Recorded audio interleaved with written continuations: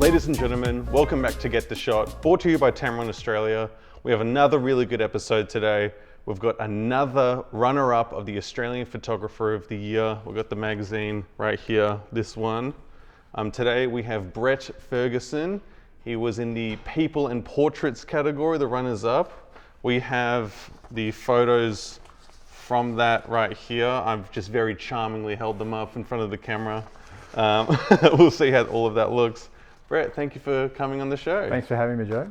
This is not the first time you've entered this competition, is it? No, that's right. I've entered this competition, I think, probably 5 or 6 times now. Oh, yeah? Maybe 7. And I was lucky enough to win it back in 2018. So, Awesome. Your first camera, you bought it when you were 15, so you've been at this for quite a while. Yes. Yeah. I've that was my first film camera, and progressed through learning how to use film, developing in my own dark room and working all the way through that. And then progressed to digital in about 2003, and then I've sort of taken it forward since then. Fantastic. Do you miss using a film camera? Sometimes I miss the development process, like being in the dark room and actually seeing the image come to life is pretty cool. I probably don't miss being in a dark space trying to deal with chemicals and everything else. It's it's quite difficult, but no, I definitely enjoyed that process. Your style of portrait photos is super unique. How did you sort of develop this? Yeah, it's funny when people say that, and people do say that to me, and I go, is it? But no, I think I've got a specific style, and I do like to use shadow.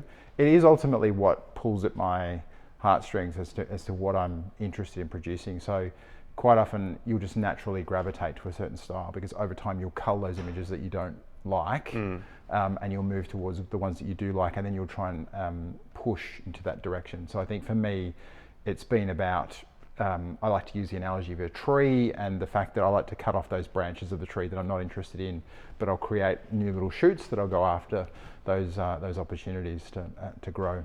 Yeah, still going on the tree analogy, do you like planting seeds for other types of styles and approaches? Yeah, look, I still like to experiment. So at the moment I'm mixing my style up. So what you'll see on my Instagram is quite varied compared to this style in the magazine, which is very much my common theme or common style that I would go with. But what I experiment with is me just trialing new things, and also getting to work with different people as well about what they're looking to capture too. Yeah, a lot of your creative works in some ways look like paintings. You've got franchises like Marvel, there's that Black Widow one, and there's that Portal, that Doctor Strange type thing. How much time do you spend in pre-production and then shooting and post? And I know that's a 3-parter. Yeah. Pre-production, not so much. I'll generally have a gist or a mood board. Like I'll go to Pinterest and form a board and say, okay, here's loosely the themes. Then I'll go out and look for people to shoot with to generate that and get mutual alignment. The actual experimentation on the day can take a variety of pathways. So it's rare for me to, unless there's something specific like this magazine shoot was very specific. Quite commonly I'm just seeing what comes, and I'm relatively confident now to be able to think I will get something that's usable. But I do also enjoy the fact, if I can, find someone who'll work with me who might not be worried if we do not get a usable image over the whole day. So I'll actually experiment to that effect. Now, I've not yet had that happen where there's no usable images, but it can. I like to have the pressure come off and not be too worried. As to post-production, depends on the image. I mean, these ones are not that, if I showed you the raw images, you'd say, okay, there's not a lot of change to them. It's basic color adjustment. The lighting, I try and get right, and that's my capability, that's my gift, is to be able to see what I want in terms of that lighting and replicate that. So lighting's a quick thing for you? It's relatively, I'll know when I see something, I can work out how to light it differently, or if there's a challenge with what I've captured, I'm pretty quick to work out what it is that I've got wrong, or how to modify it to make it look the way I want it to look. And I'm interested in your post process because some photos have quite complicated compositions of a lot of things. Sure. So how long do you spend on those sorts of things? Yeah, sometimes that can take a really long time. The very first image that started me on the portraiture journey was an image of my daughter, and it had, I don't know, probably 10 different elements in it, which were composited in Photoshop. That image, I don't actually remember, but probably took me 30 or 40 hours because my skill set was just not good enough in Photoshop to be able to replicate that. That same image I could probably replicate now in 2 hours, probably.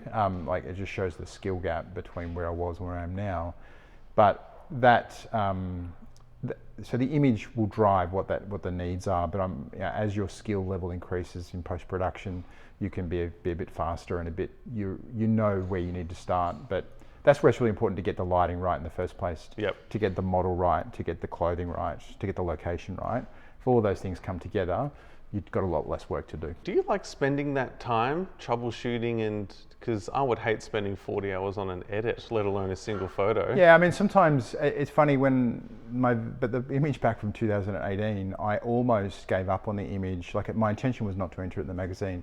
I almost gave up on it halfway through because I was struggling with some of the the post-production, and I almost stopped. And what kept me going is a personal connection to the image. So the image, the background of the image is the school that my grandmother went to. So I sort of had a family connection to the place, and that's what really drove me to finish it. And then when I got to the end, I was like, oh, I've actually got 4 images that I could enter in the competition, which then went on to win. So yeah, I mean, sometimes you need an attraction or a love or a desire to keep going forward.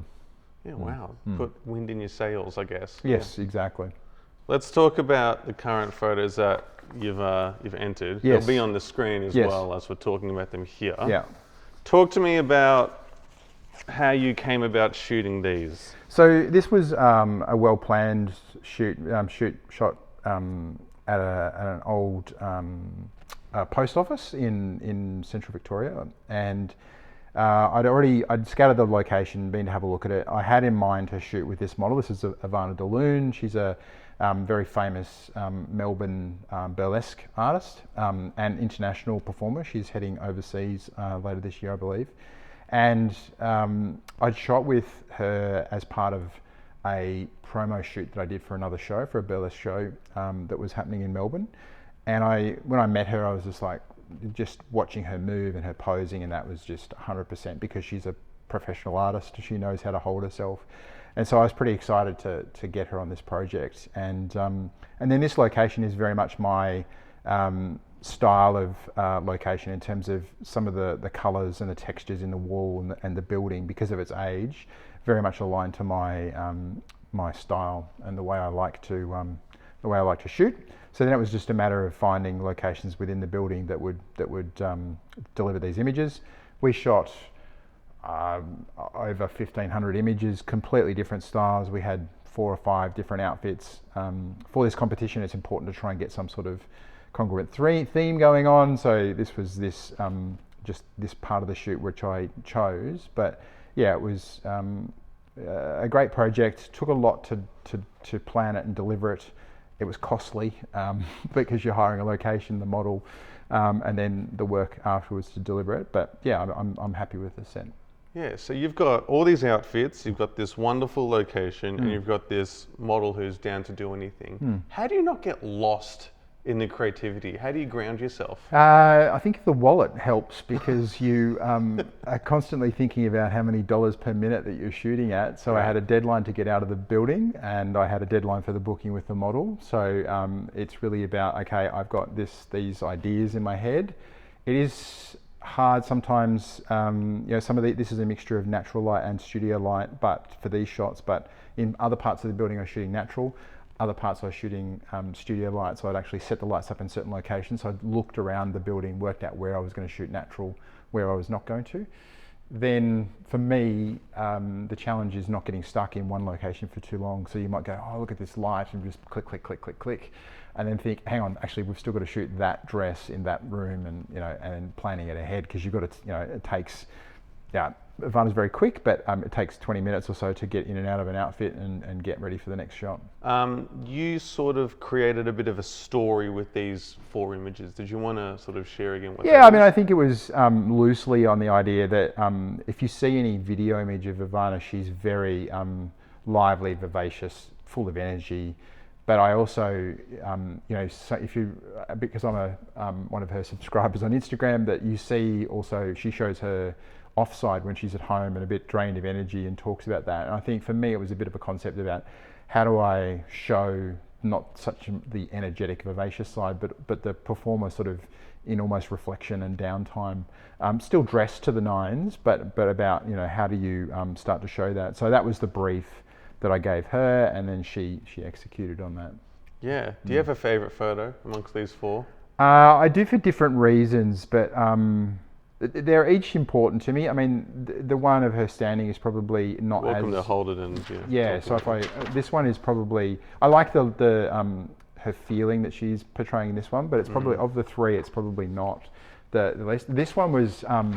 This one, I like it because of the story. So it was a little bit dark in this room. It was natural light, and this building is right on a main street, and a white car pulled up, and the sun was hitting the white car, the bonnet of the white car, and then it came in through the window. And it was just in that instant that I saw the light completely changed, and we got this shot. So for me, it's a little bit about the story, and quite often my imagery, I do like that connection and have to think about that. The one on the stairs was a little bit different for me in terms of my style. I would not normally shoot this style, so it was a little bit of just having a bit of a play. And then this one, yeah, I mean, there's 3 or 4 of this similar shot, and it's yeah, I just like her posing in that particular shot is really good. Yeah. You've been shooting for quite a while. You've got an amazing collection of work, but you don't do photography full time. It's still just a hobby. Yes. Why do you keep it a hobby? I think 2 things. The wallet comes up again. I don't think in Australia it'd be quite difficult to earn a really good income on photography alone. I think you would probably need to be in the wedding space or something like that to be earning good money, which I think is not really my area of interest. I also get to points where I hit peak creativity or a low, maybe a trough of creativity, where I just think I just need to take a month or so and not do anything, so I won't shoot for that period. Yeah. So yes, to pay the bills, I keep it as my hobby, and enjoy the fact that I can pick it up and go hard for a period of time on the shooting. So I think last year, in 2024, I shot 45 shoots for the year, which is a lot and probably too much actually. Oh, wow. Then last year was in the 20s, and I think that was a better balance for me. And it's just where I'm at in terms of other commitments that I've got and everything else. So it's about balancing everything out. But I think that's probably about my sweet spot, to be shooting every second weekend and do that way.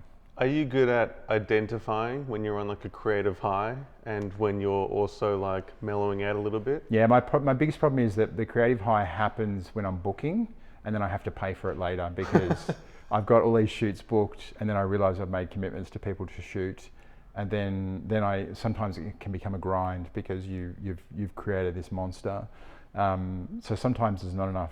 Because I'm only shooting on weekends, there's not enough weekends to do it all. Yep. And then I've got to then fit in my other commitments as well, which is sometimes a bit challenging around work and other commitments. So, do you have like a bucket list, like type photo that you want to do, or does it just sort of happen rather spontaneously? That's a good question. I mean, I think I definitely want to shoot more location shoots, and maybe that'll happen this year. I haven't shot. I do a little bit of landscape / drone photography as well. And I'd like to probably incorporate that a little bit more into my portraiture. It's a little bit more time commitment because some of the locations I would like to shoot in are 4, 5, 6 hours away by car. So to get a model to that location and do that, that's a real, then you're talking about a whole weekend of planning.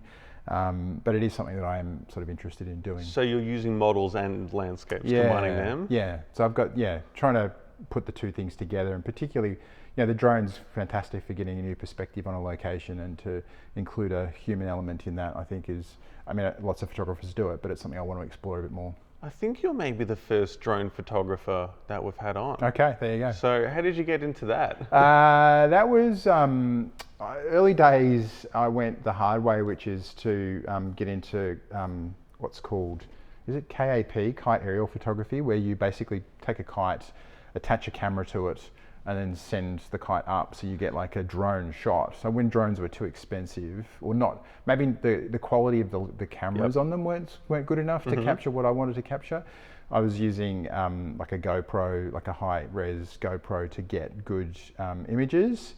But it's quite difficult. Like a kite can only be where the wind will take it, versus a drone you can put anywhere. So when I guess had the means to do it, I then converted over to drones, and I'm on my second drone now. And yeah, I enjoy taking that out and shooting, particularly rural landscape stuff is quite good. I, as part of being a videographer, you get asked all the time, do you do drone? And I eventually lamented and got one. Yeah. And I was shooting this rooftop event for Pilates. And they were on this basketball court in Richmond. And I just sort of panned around and edited the footage together like a test. Right. And I just uploaded it to Instagram. And that's the most viewed video on that Instagram page, more than anything I've put any time into. Yeah. Yeah. Yeah, and that different perspective is quite unique, right? And if people haven't seen it before, and I think particularly with video, and I've had a little bit of a play with video rather than just stills, and it is, it's something, because of the different perspective that we don't normally see, it makes it really interesting. Yeah. You have a lot of photos online on your website, on your Instagram. Do you do much displaying in exhibitions or print? I haven't really done very much in the way of exhibition. I do like to print, so I'm a member of a camera club, and as part of that, I'm entering competitions. Not so much in the last 5 years, but I do like to see it in print. So I've got an A3 printer at home, so I print quite large, and I love seeing images like this in print is much more interesting to me than seeing it online. And people get to, particularly if they get to see it in print, it's the only way really to truly assess an image, I think. Because the printing comes into it, not just the image itself. But no, something I might do in the future, I don't know. I mean, most of the time I think about where would people want to see, like what type of work would people want to see exhibited, and that's where I because I think portraiture is such a personal thing. Like to me, this is you can look at this image and say, well, it's just an image of a woman in a location. What does it tell the viewer? What does it, what message does it give? What feelings does it invoke? So I think for me, it's sometimes I get the fear that it's not going to be of interest to other people other than me and maybe the subject matter. Well, still do it for yourself. Sure. That's the key thing there. Yeah. How do you develop that connection with your models so the trust and the intimacy can really get shown? I think in this case it helped that I've met Ivana before, and she's a professional. She goes through the process, but I think other people I've shot with now multiple times, you always see an improvement in both my work with them and their work with me. So I like to find people who I've worked with multiple times, and they're the ones that I'll probably stretch into different areas or different genres to try out, so that they feel comfortable with me very quickly, and we can get to work quite quickly as well. So we'll often deliver the best work in progressive shoots, rather than sort of, if you only shoot with someone once, they might not get the best of me and I might not get the best of them. So for me, it's a bit about that repetition and that comfort. Yeah, pre-production was always, for videography, hey, come to this event, can you film this, and that? And I'm, okay. And then I edit it, it's like, you missed this, and that. Yeah. So yeah. I'm sure it's not just a phone call, right? There's a lot of talking. No, there's a lot of backwards and forwards. And if it's people I've worked with before, they've got a pretty good idea about what to expect from me, and the trust in me to produce something that they would want as well. So. How much of the photos with models are their idea versus your idea? I think some of the nuance can be their idea. So I will say, I will do this with fabric or whatever, and then they might say, oh, what happens if we turn the fabric upside down, or what happens if we do this inside out, or something like that. So sometimes things like that, ideas. This shoot with Ivana was very much helped by her instinct to know how to stand and clothing choice for a particular location, those types of things. So that's helpful. But lighting and posing to a certain extent are mainly my responsibility. What would your advice be to achieve more texture in an image? Texture, in terms of the background you mean, or you mean in the post-production side of things? When I asked that question, I did keep it broad. So Right. your images, you've got flowing fabrics, you've got walls with chip paint, you've got the couch looking all nice and smooth there. So how do you achieve those sorts of things? Yeah, sometimes it's about the feel that you're trying to demonstrate in the image. So sometimes, with a wall as a background with multiple textures in it, it might be about cranking up the clarity in the image to try and really make it gritty and strong. And that's where I do like to play with monochrome is if I'm trying to portray particular style, then that's where you maybe push into monochrome for around the texture and try and get that real feel, both visually and like actually texture, but also visually to make it feel like it's a little bit more textured as well. Particular fabrics, because then you can start to play with sliders. Is it more red? Is it more yellow? Is it more orange? And if you start to play with those, dresses will completely change in an image. The clothing has a really big part to play there. So yeah, we wrap up the podcast by the previous guest leaving a question for you, not really knowing who you are or who it's going to be. And the question for you today is, what is your favorite analog format? Ooh, analog. Well, I think, even though I've never shot it, but I think the medium format for me has got this pull because of the people who've taken it before. The famous photographers who've used that medium format. I've sort of thought about going to much higher resolution and medium format into the future, and it is probably something that lends itself to portraiture because you can shoot it in studio quite well. So I think that's probably for me where I would like to go into the future, into that format. Do you also like movies shot on film or digital? Most of the time I probably couldn't tell the difference, and that's a terrible thing to say to a videographer, but That's okay. I think I'd probably struggle. I mean, these days with post-production you can make things look like film, and vice versa, I'm sure. So maybe not, but you can make it look like film if you really wanted to. I mean, I do love the idea of color grading as a concept to have a play with, and in particular in video to make it just completely change the feel of the shot because of the way that it's been color graded. Brett, thank you for coming on the show. It's been absolutely wonderful chatting to you. Where can people find you? So Instagram, Brett Ferguson Photography, one word. Also www.brettferguson.com.au, my website, although the website does not get a lot of love. Instagram is where I'm posting most of my stuff. So yes, if people want to take a look, always happy to have new followers, as I've just pushed through the 4,000 mark, which my my family were not that impressed by, but it's taken me a long time to get to 4,000, so it is what it is. That's very good. Don't worry about that. Last quick one. Speaking of your website, you've got a very nice moody photo of you on your about page. Yes, have you ever considered being in front of the camera yourself? I've shot if you check back far enough in COVID, I shot quite a bit because that's when the creative bug got me, when I was could talk to nobody in person, and I ran into models obviously. So then when my kids said that they were not going to be involved, I then did shoot quite a bit of myself, which was an interesting process. I've got one particular friend who's a model that I work with quite a few times, that she keeps on saying to me that I need to do more of that, but it's not something I've yet pushed into. But you never say never. Absolutely, right. In the landscape as well. Yeah, absolutely. You never know. You never know. Under a drone, just hide the remote. Exactly, yeah. All right. Thanks again for coming on the show. Thanks, Jeff. Everyone, we'll see you next week. Oh, if you want to find out what he asked the next guest, tune in next week to find out. I'll have to edit that in backwards, whatever. Anyway, thanks everyone. See you next time.